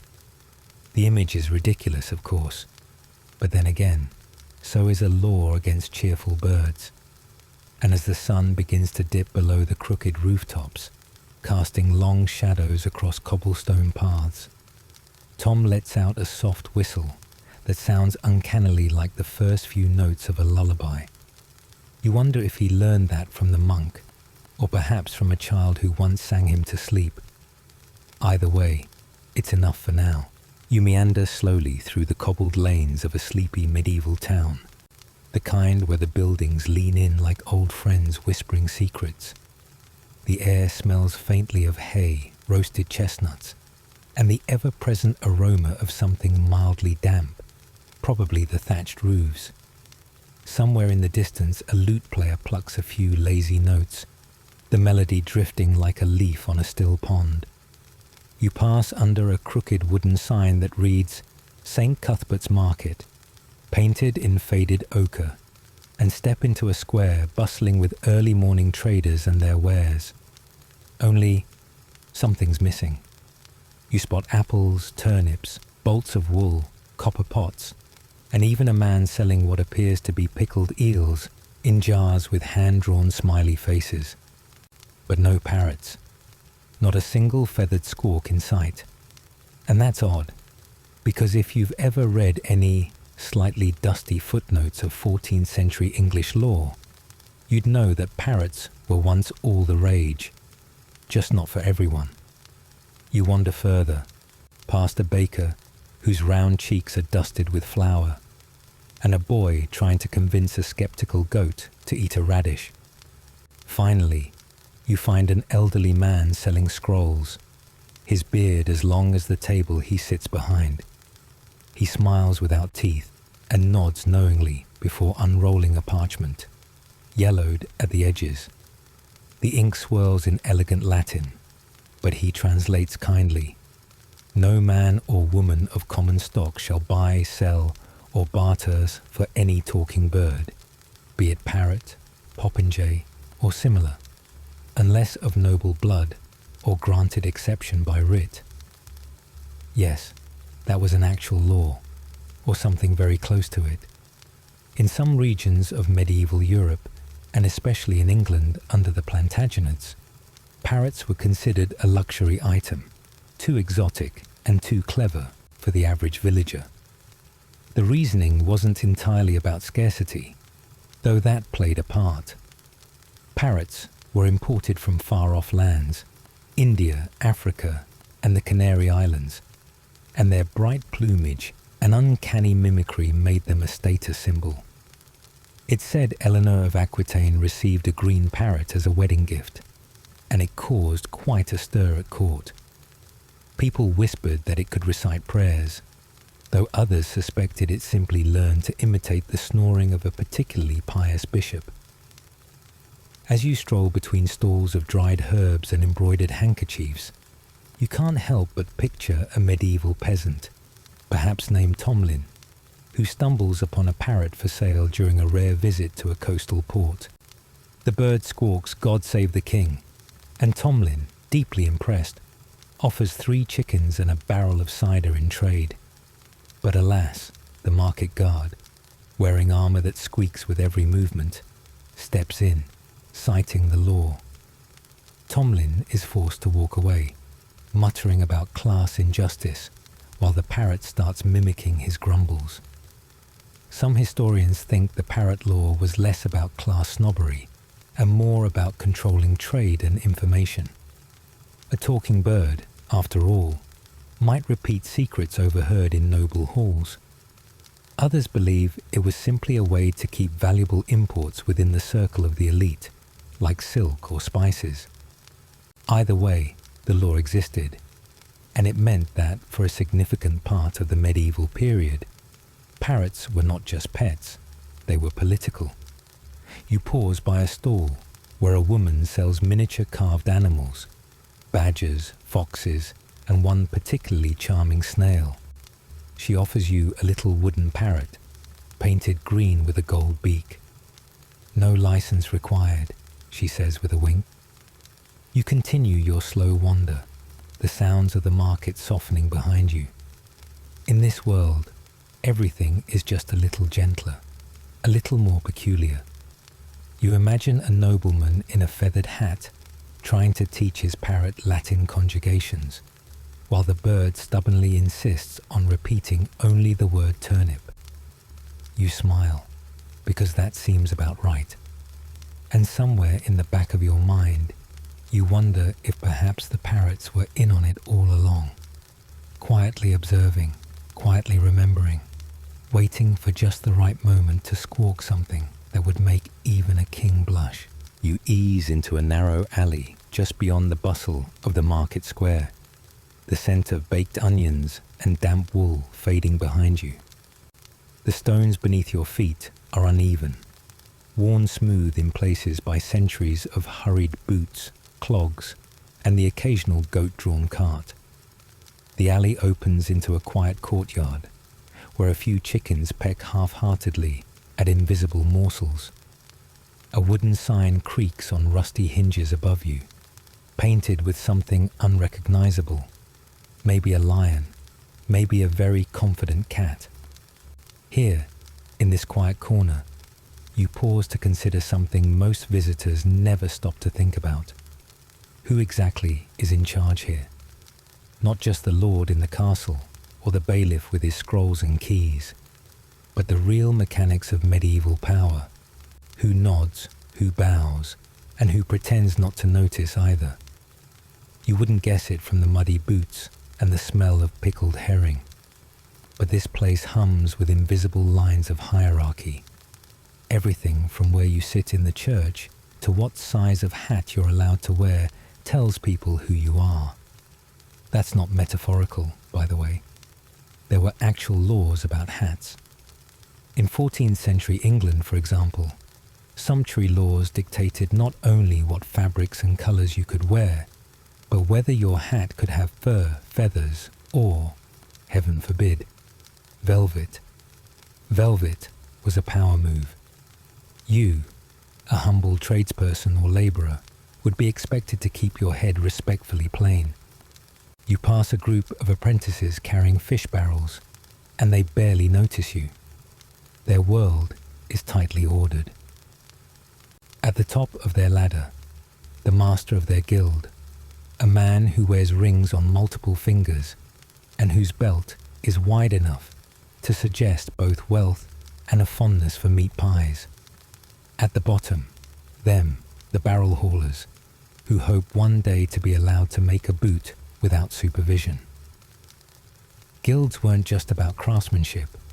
They were miniature kingdoms, complete with rules so complex they could fill a codex, and sometimes did. Outside the guild system, the hierarchy twists in other directions. You reach the edge of a poultry stall manned by a woman with a hawk-like gaze and a suspiciously silent parrot on her shoulder. She doesn't blink when you approach. In fact, she doesn't move at all, except to raise one eyebrow, a medieval power move in its own right. That parrot, though, is a quiet little mystery. In some towns, especially in parts of Italy and southern France, exotic birds were seen as status symbols. A parrot on your shoulder? That wasn't just flair, it was a statement. You were worldly, you had connections, or at the very least, you knew someone who sailed near Constantinople. Some historians believe these birds were more than pets. They were tokens of diplomacy, or even subtle forms of rebellion. After all, what better way to thumb your nose at the local sumptuary laws than to walk around with a talking rainbow animal that definitely didn't grow in your backyard? You nod politely to the bird, who eyes you with deep suspicion, as though measuring your place in the pecking order. The stall-keeper's eyebrow reaches new heights. You move on. Past the stall, the market opens again, and you find yourself near the tail end of a procession. Not a royal one, nothing grand, just the town reeve and a few officials, probably checking scales and weights. But even here, the hierarchy is strict. The reeve walks ahead, a little too proud of his leather pouch of fines and bribes. Behind him, the scribe, who tries to look busy, but mostly just squints at his ink-stained fingers. They carry no weapons, but people make way all the same. And then there are the beggars. Far from powerless, they too had their own place in the medieval world. Some towns even issued licenses, allowing a chosen few to beg in certain parts of the market. Others were chased off, considered nuisances unless they were old enough, sick enough, or dramatic enough to inspire charitable guilt. One French town kept a record of who was allowed to beg during which festival days, a kind of sorrowful scheduling system. You lean against a sun-warmed column and watch a boy chase a goose, which honks with theatrical outrage. It's easy, in moments like this, to forget how deeply structured this society was. Beneath the clamour and the smells and the constant low-level threat of someone throwing a turnip, every corner of this town is shaped by who's allowed to do what. There's even debate among scholars about how fixed these roles really were. Some argue that medieval life was rigid, with birth sealing your fate like wax on parchment. Others point to merchant families who rose to nobility, or clever peasants who bought freedom one coin at a time. Maybe the truth is somewhere in between, that while the structure was certainly there, the edges could sometimes blur, especially if you had the right combination of luck, charm, and perhaps a well-timed parrot. You wander toward the edge of the square now, where the cobblestones give way to packed earth. A man sits on a barrel, playing a bone flute. It sounds a bit like a bird stuck in a chimney, but you admire his commitment.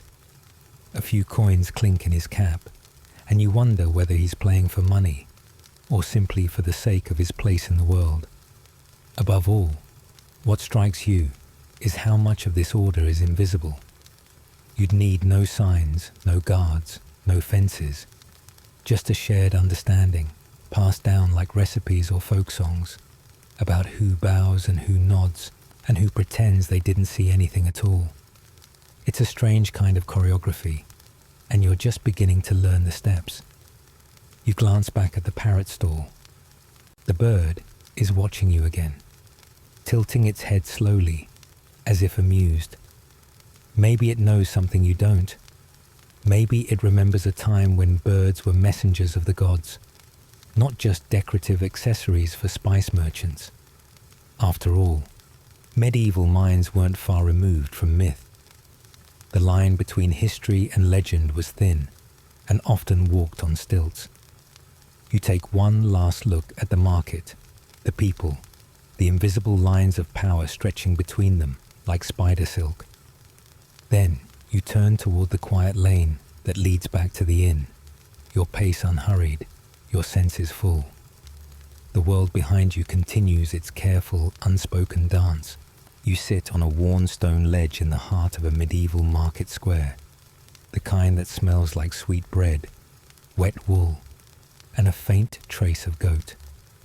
The air is thick with the murmurs of barter and the occasional sneeze from a flowery baker. In the middle of it all stands a man with a rather colourful bird on his shoulder, a parrot, bright green with a beak that looks far too knowing. The man's name is Aldrich, and by all appearances he's a simple commoner. But you, dear dreamer, are in on a little secret. Aldrich is not just a parrot enthusiast. He is a loophole artist, a professional skirter of laws, a medieval mischief maker with a twinkle in his eye and a firm grasp on municipal regulation. You see, sometime in the late 13th century, In a town not far from what is now southern France, the local council passed a rather specific ordinance. Parrots, they declared, were to be considered luxury beasts, not to be traded in public markets without a noble's license. The law was supposed to prevent the lower classes from acquiring exotic pets, because apparently a talking bird on your shoulder was just too fabulous for a baker or cobbler. But nobody told the parrots that. Aldrich, who had inherited 2 parrots from a sailor uncle with more tattoos than teeth, found the law both irritating and oddly flattering. He didn't want to break it outright. That sort of thing could land a man in the stocks, or worse, an official lecture by the town scribe, who was known to speak in sonnets. But Aldrich noticed a curious detail.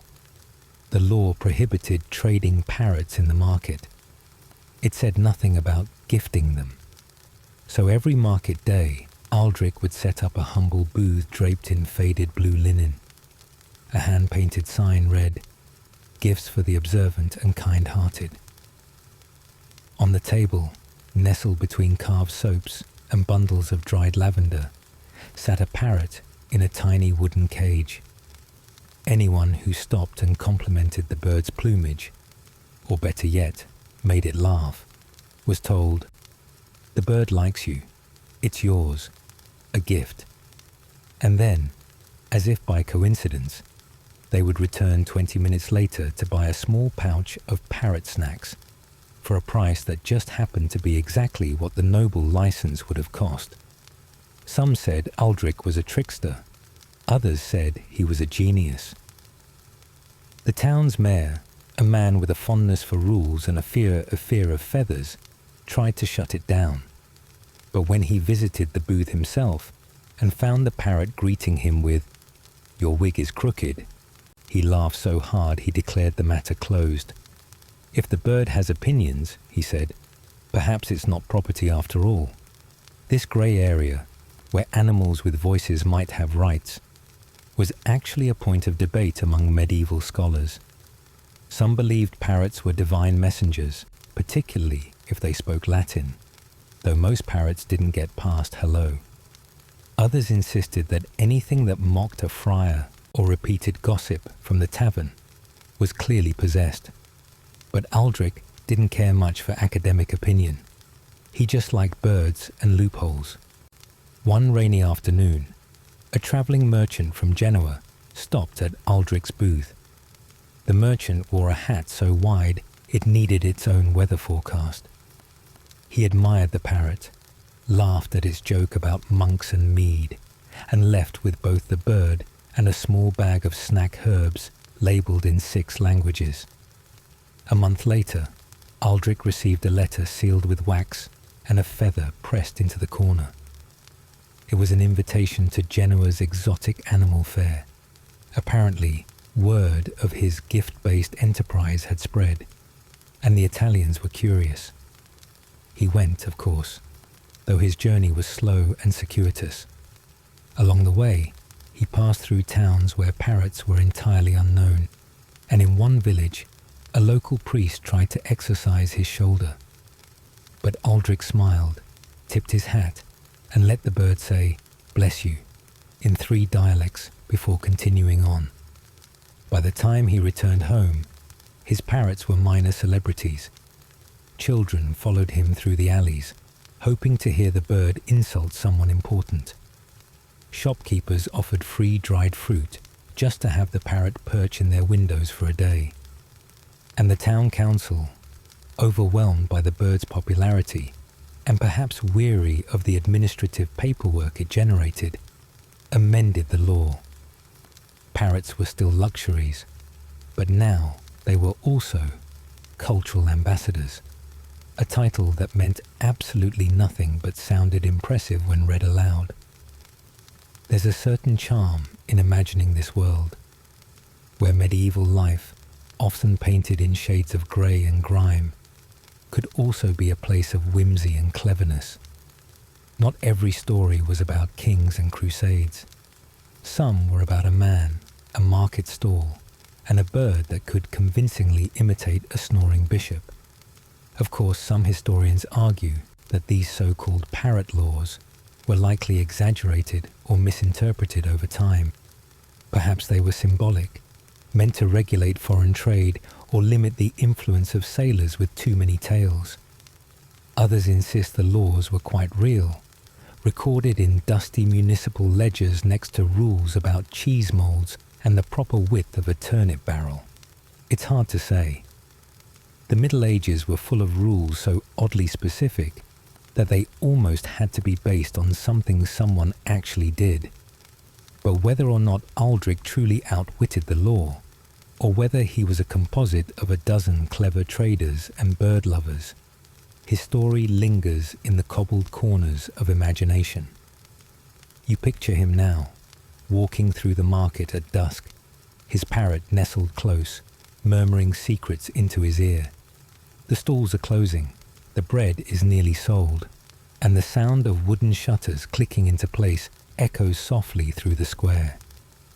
You walk with him a while, past stalls that smell of figs and beeswax, past a fountain where children float sticks like tiny ships. The sky above is a watercolor of mauve and gold.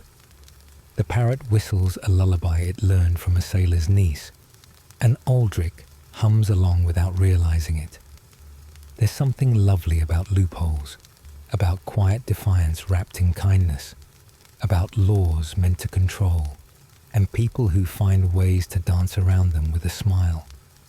And so you stroll on, gentle listener, through a time when parrots were political, markets were musical, and cleverness was a perfectly legal form of rebellion. You stroll along the edge of a medieval village square, the cobblestones uneven beneath your feet, worn smooth by centuries of boots, hooves, and the occasional chicken.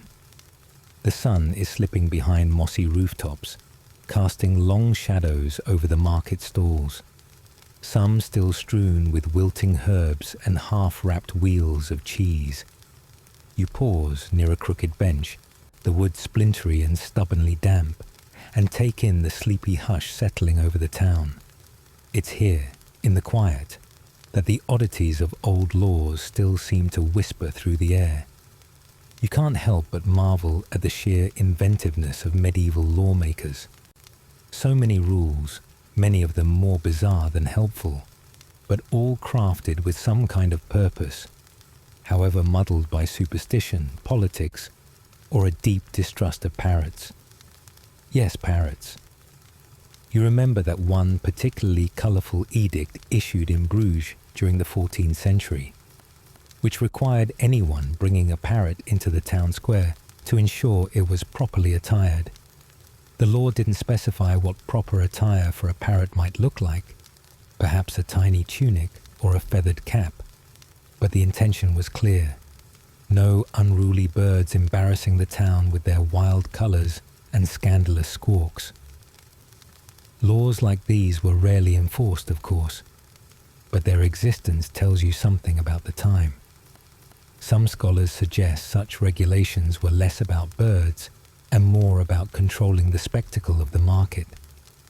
The public square wasn't just a place to buy onions and gossip about the miller's new boots. It was a stage. And if someone's parrot was stealing the spotlight, well, the town council might just step in with a scroll and a wax seal. You wander past the imaginary stalls of memory, where echoes of other strange laws hover just out of reach.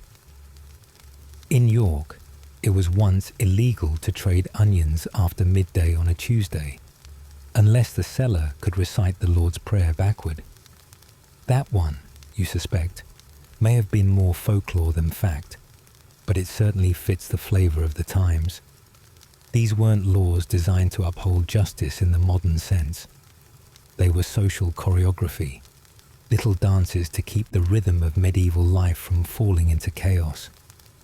You pause by a barrel that smells faintly of apples and damp straw. It reminds you of another curious regulation from the 15th century Holy Roman Empire, where apple vendors were required to weigh their fruit on scales blessed by the local priest. The logic, presumably, had something to do with ensuring fairness, or perhaps divine oversight in matters of produce. Either way, it's hard to imagine today's farmers' markets with a cleric hovering near the weighing station, murmuring prayers over Granny Smiths. Some historians argue that these quirky laws, however absurd they seem to modern eyes, were actually early attempts at creating order in a world that often felt unpredictable. With plague sweeping through towns, crops failing, and the occasional Viking popping by uninvited, people clung to rules, any rules, as anchors. Others, though, think these laws were more about performance than practicality. Town councils liked to be seen doing something, even if that something involved outlawing singing on market day unless it was in Latin. You pass a stall selling threadbare tunics and wonder what it must have been like to live under such a system, to wake up, stretch and think, right, better check if today's the day I'm allowed to wear green. Because yes, in some towns, color-coded dress codes were enforced based on your profession or social status. A baker in red, scandalous. A blacksmith in purple, positively heretical. The rules weren't always clear, but the punishments often involved public scolding, or, in more extreme cases, being forced to listen to the town crier recite poetry, loudly, off-key. And yet, there's something endearing in all of it. You can't help but feel a strange affection for these dusty laws and the people who lived under them. They were trying, in their own peculiar way, to make sense of life, to keep the peace, to protect their parrots from fashion faux pas. You imagine a medieval council gathered around a wobbly table, quills in hand, arguing passionately about poultry etiquette, while someone's goat chews on the minutes. Even today, remnants of these laws linger. In some English towns, the ancient market charters are still technically in effect, though no one's enforcing the parrot dress code anymore. Or if they are, you haven't heard about it. But the spirit of those laws lives on in the way people organize public spaces, in the rituals of commerce and community, even in the odd little rules that crop up in local bylaws. No feeding pigeons after dusk, no whistling near the mayor's office, no skateboarding while wearing a jester hat. You cross the square one last time, listening to the quiet hum of imagined voices and the soft rustle of parchment laws long since forgotten. The world has changed, to be sure, but the impulse to create order from chaos remains the same. And sometimes that order comes wrapped in the feathers of a well-dressed parrot. As you leave the square behind, the village fades into the dim folds of sleep, the laws no longer binding, but still gently amusing. The cobblestones give way to soft earth, the air sweet with the scent of lavender and old stories. You take one last look over your shoulder, half expecting to see a parrot tipping its tiny hat in farewell. You stroll beneath a sky the color of watered-down ink, the kind of twilight that seems to stretch the world out just a little longer before sleep. The cobbled street beneath your feet curves lazily past a row of shuttered market stalls, each one draped in faded fabrics and the lingering scent of spices and something faintly fishy. A sleepy town square lies ahead, the kind where the pigeons run the place after 6 p.m. And if you squint, you can almost hear the echo of a lute player who packed up an hour ago. This is not a place of grand legends or royal decrees. It's a place of the almost forgotten oddities that somehow made it into law. You pause beside a wooden post bearing a faded sign, written in a script so old it looks more like a drawing than a message. But you know what it says. It's the one about parrots. Yes, parrots.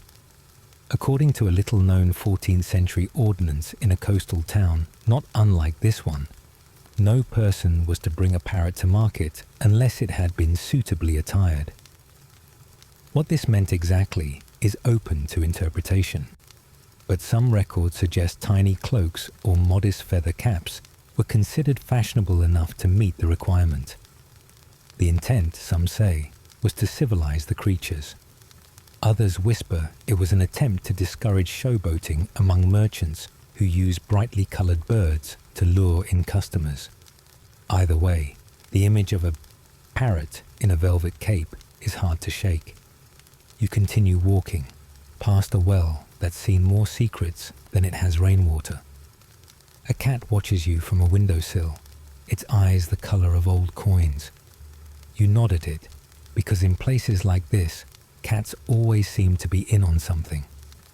As you pass the bakery, closed now, though the warmth of the oven still lingers in the air, you think about how strange it is that so many of these odd laws were taken seriously once. Like the rule in certain markets that no one could wear bells on their shoes while haggling over turnips.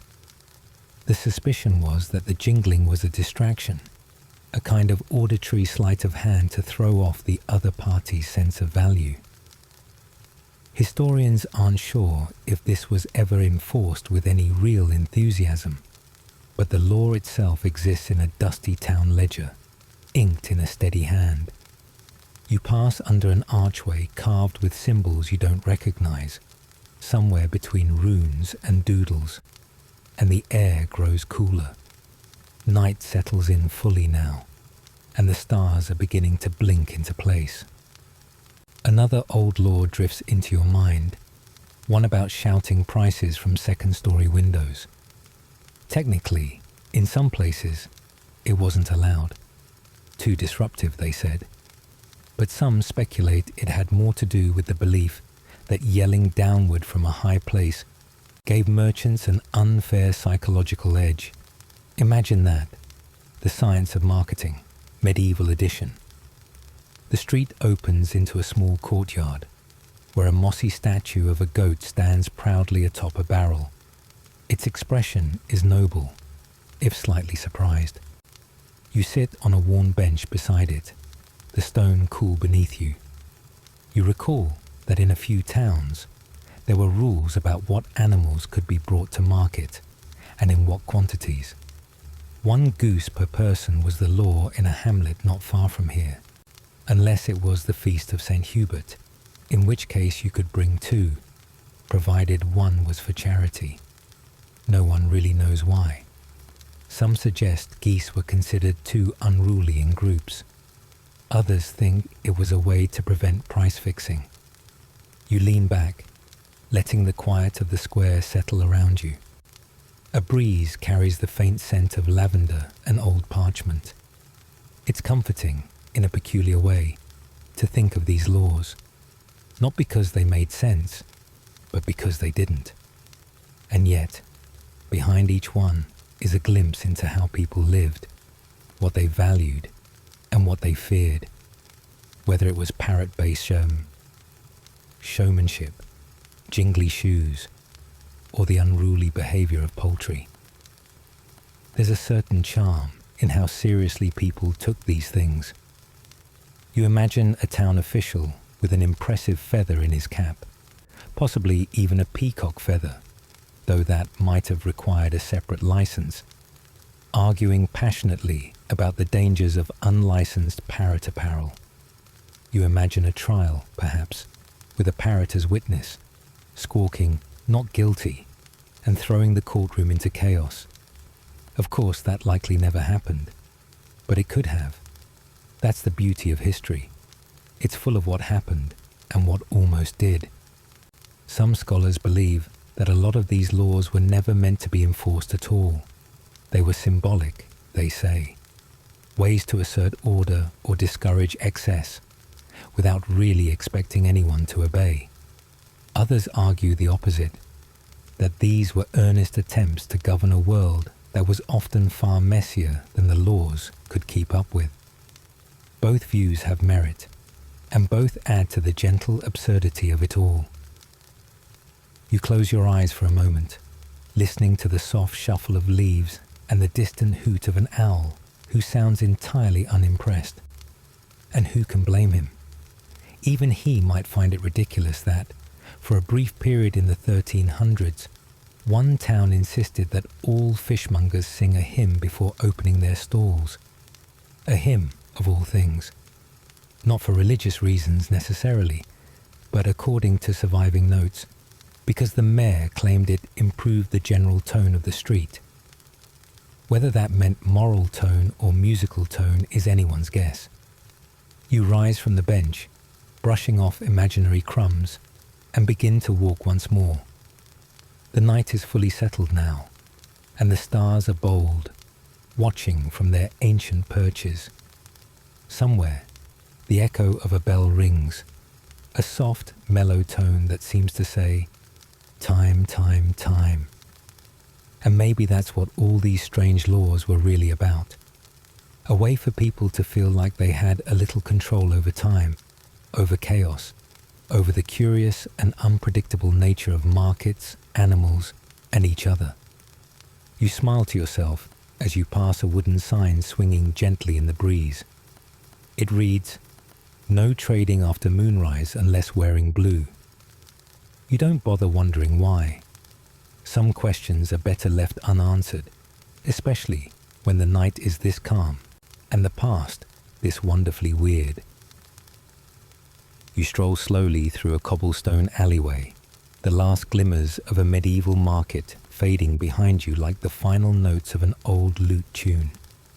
The wooden stalls are closed, their wares packed away, and the parrots, yes parrots, once perched on traders' shoulders like jewel-toned ornaments, have long since tucked their heads under their wings. The night is soft now, wrapped in a velvet hush, and the air smells faintly of beeswax, dried lavender, and old, old bread. You think back to all the peculiar things you've wandered through tonight. The laws, for instance. The ones that said parrots couldn't be sold after sunset in certain English towns, because, apparently, nighttime parrot transactions were just too rowdy. Or perhaps it had something to do with the belief that parrots, ever the mimics, were more likely to pick up scandalous language from drunkards under the influence of ale and moonlight. And then there was the rule about not selling garlic within 50 paces of a church door. You imagine someone in the 14th century being turned away from Sunday Mass because their breath carried a little too much zest. The logic made sense at the time, though. Not everything was about vampires. Sometimes it was simply about keeping the holy air sweet. As you walk, the moonlight spills in puddles across the path, and you wonder about the sharp minds that came up with these rules. Were they serious lawmakers, hunched over scrolls by candlelight? Or were they weary town clerks who just wanted fewer complaints about birds squawking, or fishmongers hollering at dawn? Some scholars suggest that many of these odd medieval laws weren't enforced very strictly, more symbolic than practical. Like hanging a no loitering sign in the middle of a field. You pass by a weathered stone fountain, its surface slick with moss, and imagine the townsfolk gathered there, gossiping about the new ban on juggling geese without a permit. That one might have been real, or not. Historians still debate the authenticity of certain laws found in dusty manuscripts. Some believe they were satirical additions made by scribes with too much time and a sharp sense of humor. Others argue that in a time without modern distractions, even legislation could be a form of entertainment. You smile at the thought of a medieval scribe giggling to himself as he pens a decree stating that no man shall wear green on Tuesdays unless he owns 3 pigs and a wheelbarrow. Who would question it? After all, the Middle Ages were full of curious contradictions, where superstition, practicality, and sheer whimsy danced together in a great muddled waltz. As you amble past the market's edge, you remember the tale of the sacred goose of Winchester, which, according to local legend, was once put on trial for disrupting public order. The goose allegedly honked so insistently during a royal procession that it was detained, held in a small wooden cage and fed only barley water until it promised to behave. The records are, understandably, a little fuzzy, but it does make you wonder about the legal rights of animals in medieval times. Were parrots ever called to testify? Did pigeons have alibis? You pause beside a closed bakery, its shutters painted with curling vines and faded flowers. In the cool quiet, you can almost hear the echoes of laughter, bartering, and the occasional mind the goat, from a time when markets were the heart of the town. People came not just to trade, but to talk, argue, flirt, and share news from faraway lands, like Constantinople, where spices flowed like stories, or Iceland, where some insisted elves lived in the rocks and had their own diplomatic laws. And then there were the guilds. Oh, the guilds. Bakers, cobblers, candle makers, each with their own rules, rituals, and grievances. Some guilds even had mascots, like the Brotherhood of the Fishmongers, who reportedly kept a parrot named Gregory as their honorary member. Gregory, it is claimed, could recite the names of all the guild's past leaders, though some say he mostly just shouted "more herring" at awkward moments.